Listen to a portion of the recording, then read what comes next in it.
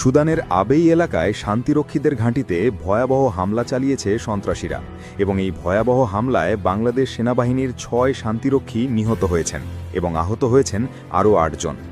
সবশেষ পাওয়া খবরে ধারণা করা হচ্ছে সেখানে এখনও তুমুল লড়াই চলছে। গতকালকে শুরু হওয়া এই অতর্কিত হামলা মুহূর্তের মধ্যেই এক ভয়াবহ যুদ্ধের রূপ নেয়। মরুভূমির বুকে এখন বারুদের গন্ধ আর টান টান উত্তেজনা বিরাজ করছে। আফ্রিকার বুকে সুদান ও দক্ষিণ সুদানের ঠিক মাঝখানে অবস্থিত আবেই নামের এই জায়গাটি যেন এক জ্বলন্ত কড়াই। মাত্র ১০,৫৪৬ বর্গ কিলোমিটারের এই ছোট্ট এলাকাটি নিয়েই যত গণ্ডগোল। এর কারণ হল মাটির নিচে লুকিয়ে থাকা তরল সোনা বা খনিজ তেল।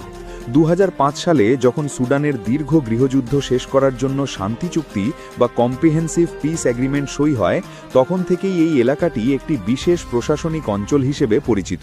কিন্তু কাগজে কলমে শান্তি থাকলেও বাস্তবে এখানে কখনোই শান্তি ছিল না।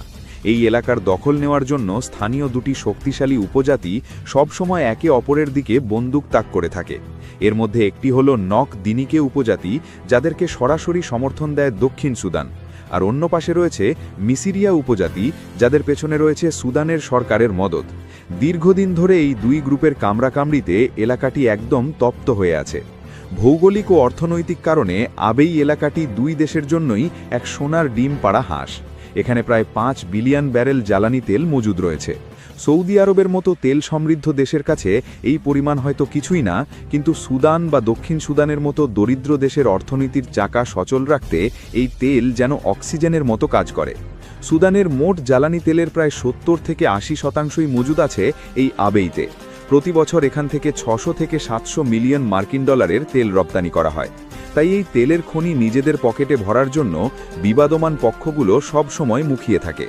আর এই বারুদের স্তূপের উপর বসে থেকেই জাতিসংঘের ইউনিসফা মিশনের আওতায় বাংলাদেশ সেনাবাহিনীর সদস্যরা শান্তি রক্ষার দায়িত্ব পালন করছেন।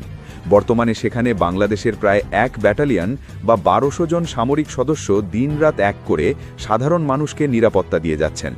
গতকালকের ঘটনাটি ছিল এক গভীর ষড়যন্ত্রের অংশ। মরুভূমির নির্জনতায় হঠাৎ করেই সন্ত্রাসীরা বাংলাদেশ সেনাবাহিনীর ক্যাম্প লক্ষ্য করে বৃষ্টির মতো গুলি ছুটতে শুরু করে। কোনো কিছু বুঝে ওঠার আগেই চারপাশ থেকে ভারী অস্ত্রের আঘাত আসতে থাকে। ধারণা করা হচ্ছে এই হামলার পেছনে সুদানের কুখ্যাত র্যাপিড সাপোর্ট ফোর্স বা আরএসএফ জড়িত রয়েছে। সংযুক্ত আরব আমিরাতের সমর্থনপুষ্ট এই বাহিনীটি এর আগেও সুদানের বিভিন্ন জায়গায় মানবাধিকার লঙ্ঘন করে ত্রাস সৃষ্টি করেছিল। তাদের হাতে রয়েছে বর্তমান সময়ের ভয়ঙ্কর